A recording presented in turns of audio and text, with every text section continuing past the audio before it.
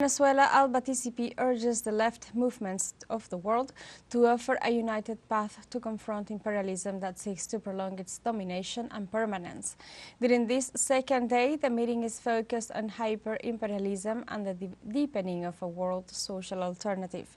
The Secretary of ALBA, Jorge Arriaza, called on the participants in this meeting to generate proposals to advance in areas such as economic and political integration, as well as in education and health, in order to give sure blows to capitalism.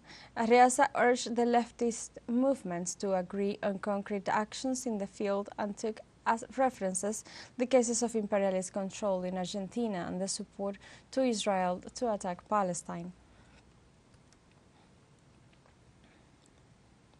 In this context, Venezuelan President Nicolás Maduro emphasized how Zionism is behind all the actions of the extreme right, pointing out that it controls all social networks. The Zionism is behind of the far right.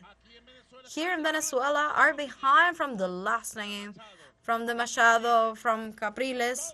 All of them were out to make an applause for the genocides against the Palestinian people. They all celebrate the assault of the consulate of Iran in Damascus. All of them were celebrating that. They're under the Zionism hands. Is a coincidence? No, it is a lie. The imperialism has a vanguard, and also the Zionism controls all the social networks. Someone is doubting that? We have evidence, like the Liberator will say, unbreakable proof as like how the Zionism can control all the social networks.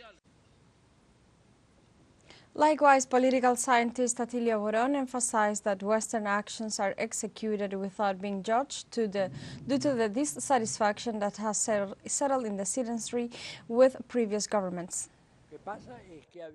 What has happened is that there has been, in a certain sense, a frustration of many projects of change in Europe and Latin America produced by, let's say, the excessive moderation of those projects, which have generated a very high level of social irritation. Look, for example, at the case of Argentina.